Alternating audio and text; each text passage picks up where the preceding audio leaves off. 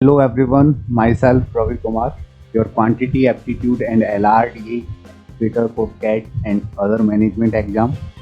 Welcome to Growmore academy. तो एक बहुत बेसिक सा क्वेश्चन रिपीट मोड में आ रहा है कि sir how to manage your semester exam with CAT preparation, क्योंकि दोनों इम्पोर्टेंट है।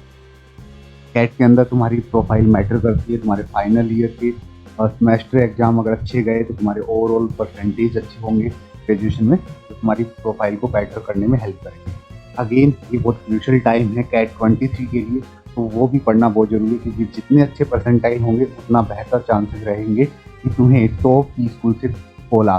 ठीक है, तो दोनों पॉइंट को पॉइंट आउट करते हुए मैं यहाँ पे तुम्हें बताऊंगा कि मैनेज कैसे करना है। शॉर्ट टर्म वीडियो है, लास्ट तक देखना, सब कुछ डिटेल में डिस्कस करूंगा। 5 to 10 मिनट में आई थिंक मैं सब कुछ वो कवर कर पाऊंगा जो तुम लोग अभी मैनेज नहीं कर पा रहे। ठीक है, जैसे अगर फाइनल सेमेस्टर की बात की जाए तो फाइनल सेमेस्टर में मैक्स टू मैक्स 15 डे के अंदर तुम्हारे पूरे सेमेस्टर एग्जाम हो जाते हैं, और हर किसी ग्रेजुएशन पार्ट में हर किसी स्ट्रीम में डिफरेंट काइंड ऑफ डे और डेट होती है। बट मैं ये मानता हूँ कि 4 to 5 तुम लोगों के पेपर होने वाले हैं, और इन मई टू जून इस 60 डे के अंदर कोई भी 15 डे ऐसे होंगे जिसके अंदर तुम्हारे एग्जाम हो रहे हैं। राइट, तुम्हें जस्ट ये करना है उन एग्जाम डे में अपने फाइनल ईयर के एग्जाम पे 101% देना है, तो maximum number of marks gain करने। ध्यान से सुनना, फाइनल सेमेस्टर के अंदर जो परसेंटेज तुम्हें आएंगे वो किसी और सेमेस्टर में नहीं आ रहे होते। यहाँ मैक्सिमम नंबर ऑफ मार्क्स लाने के चांसेस हैं। ये इजी गोइंग रहते हैं, सामने से जो यूनिवर्सिटीज होती है वो भी चाहती है कि तुम्हारे मार्क्स अच्छे आए, तो यहाँ से तुम ओवरऑल अपनी परसेंटेज भी ग्रो कर सकते हो फाइनल ईयर तक आते आते। ठीक है, तो ये 15 डे डेफिनेटली तुम्हें यहाँ देने हैं। इसके साथ साथ अगर कैट प्रिपरेशन की बात करूं तो कैट के अंदर मई, जुलाई, अगस्त, सितंबर, अक्टूबर, नवंबर ओवरऑल अप्रोक्सीमेट 200 डेज हैं। अगर तुमने अभी स्टार्ट किया है, you guys just focus for starting 100 day to complete your syllabus.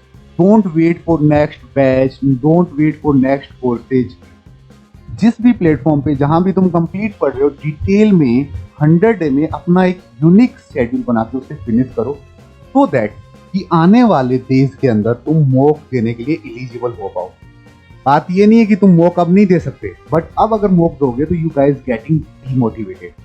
तो अगर अपने मोटिवेशन को हाई रखना है, अपने आप को एक बेहतर लेवल पे अप करना है मॉक के अंदर, तो एटलीस्ट 80% सिलेबस तुम्हें नेक्स्ट 100 डे में करना ही पड़ेगा।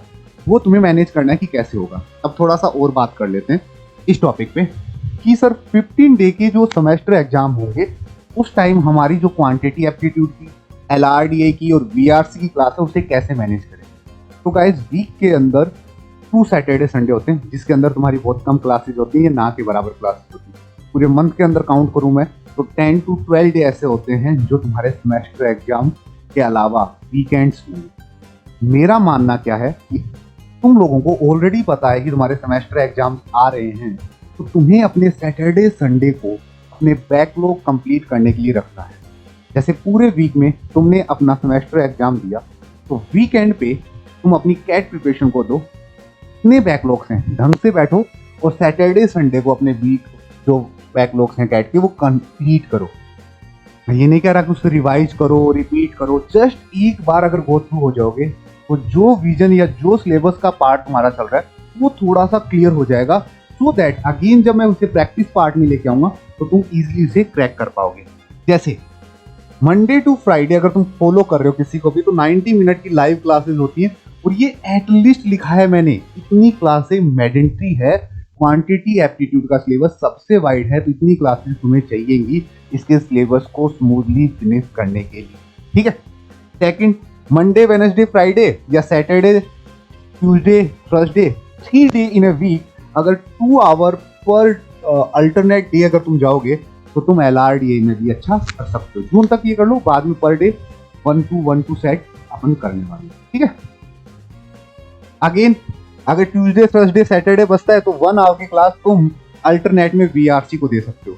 मैंने यहाँ पे बहुत बड़ी प्रॉब्लम बच्चों के साथ देखी है। जिसको क्वांट अच्छा लगता है वो सारे दिन क्वांट पढ़ता है, जिसको LRDA अच्छा लगता है पूरे दिन LRDA की सेट सोल्व करता है, जिसे VRC अच्छा लगता है वो सारे दिन RCs और VA देखता रहता है, different kind of videos YouTube वगैरह पे, या फिर क्लासेस जो तुम लोगों ने जहाँ भी एनरोल कर रखी है।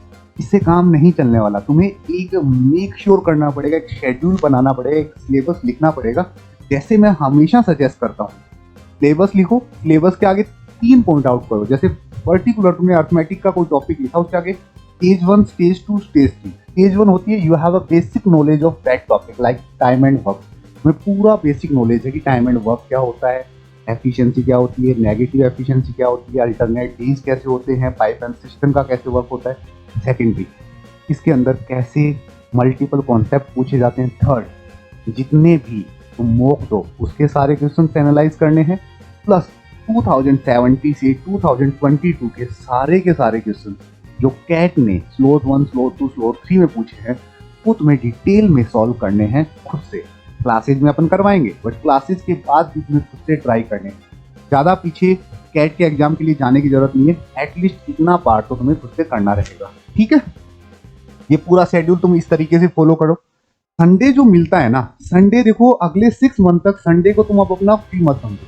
संडे तुम्हारा या तो मॉक एनालिसिस में जाना चाहिए या फिर संडे तुम्हारा रिवीजन में जाना चाहिए। अगर मैं राइट नाउ बात करूं तो अगले 2 मंथ तक तुम्हें सिर्फ और सिर्फ संडे को अपने पूरे वीक में तुमने क्या किया है, चाहे वो क्वांट हो, LRD हो, VRC, उसके अंदर से गो थ्रू होना बहुत जरूरी है, सो दैट ये डिसाइड हो पाए कि तुम कौन सी स्टेज ऑफ लर्निंग में हो। नहीं तो फ्लो में इतना टाइम चला जाएगा, you have even know idea कि चल क्या रहा है। तुम्हारा कितना पार्ट अर्थमेटिक का हो गया, कितना पार्ट तुम ज्योमेट्री कर पाए हो, कितना पार्ट तुम लॉजिकल रीजनिंग, कितना पार्ट तुम डेटा इंटीग्रेशन, कितना पार्ट VA और कितना पार्ट DI। इन सब को मैनेज करने के लिए तुम्हें एक वेल शेड्यूल प्लान अपने माइंड में रखना है।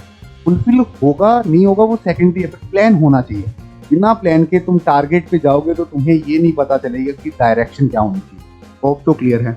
अगेन अब कुछ ऐसे पॉइंट जो मैं तुम्हें लिखना चाह रहा हूँ, इंपॉर्टेंट है। मॉक देने का अगर क्वेश्चन माइंड में आ रहा है, मैथ वाली वीडियो देख चुके हो, हजारों वीडियो एक्सप्लोर कर चुके हो, मॉक जिस दिन तुम्हें 80% of your syllabus is done, उस दिन से देना स्टार्ट करना है। वो मॉक भी ऐसे नहीं कि हर दिन दे रहे हो, मॉक अल्टरनेट डे पे दे सकते हो, वीक में 3 टाइम दे सकते हो। किसी भी मॉक को देने का सबसे बेहतर एग्जाम्पल ये है कि तुम उसे डिफरेंट काइंड ऑफ वे से एनालाइज करो। आज तुमने मॉक दिया, उसको एनालाइज करो कि तुमने क्या गलतियां की, कौन सी गलतियां रिपीट नहीं है। किसी भी मॉक का ऑथेंटिक रिजल्ट कन्वर्ट तभी होता है जब उस मॉक को तुम सेल्फ एनालिसिस करते हो। अदरवाइज तुम कितने भी मॉक दे देना, रिजल्ट में कन्वर्ट नहीं होंगे। ठीक है, प्रैक्टिस एटलीस्ट 100 क्वेश्चन। 5 पार्ट में क्वांटिटी एप्टीट्यूड डिस्ट्रीब्यूटेड है, कम से कम 100 क्वेश्चन हर पार्ट पे करो। 500 क्वेश्चन हो गए, 500 मैंने क्लास में करवा रखे हैं, और 2 to 300 PYQ हो गए। अराउंड 2000 के अराउंड अपन आने वाले 6 मंथ में पहुंच जाएंगे। बट इसका मोटिव ये है कि तुम्हें कंटिन्यूटी के साथ बिना ब्रेक लिए हुए at least 10 to 12 question every day करने हैं।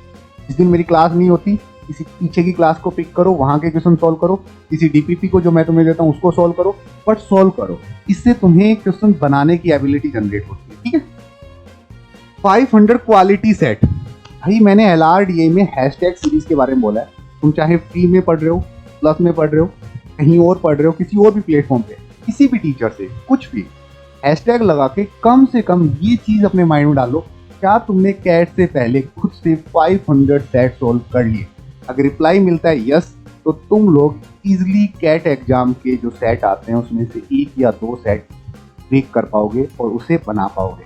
अगर उससे कम रखते हो तो तुम्हारी थिंकिंग उस तरीके का जनरेट नहीं हो पाएगा कि तुम नए सेट को ईजिली क्रैक कर पाओ। ये LRD का सीधा फंडा है, तुम स्ट्रेट फॉरवर्ड 500 सेट पहले बनाओ, उसके बाद जब मॉक में जाओगे तो डिफरेंट काइंड ऑफ कॉन्फिडेंस रहेगा। इन सारी बातों के बीच में सिर्फ एक बात है कि अगला 1 मंथ बहुत फ्यूचर हो रहा है, तुम्हें मैनेज करना आना चाहिए। वो मैनेजमेंट मैंने बता दिया कैसे करना है। वीक डे में अपने सेमेस्टर एग्जाम दो, वीकेंड पे अपनी कैट की प्रिपरेशन करो। हर किसी के ये 15 डे डिफरेंट है, क्योंकि तुम अलग अलग यूनिवर्सिटी से, अलग अलग स्ट्रीम से पास आउट हो रहे हो। तो तुम्हें ध्यान में रखना है, दोनों को इक्वल रखना है।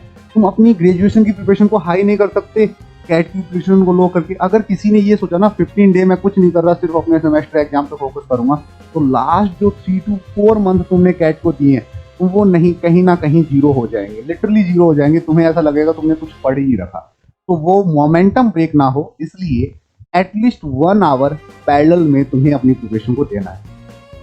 तो आई थिंक मैंने तुम्हारे सारे डाउट क्लियर कर दिए कि how to manage semester exam with CAT preparation.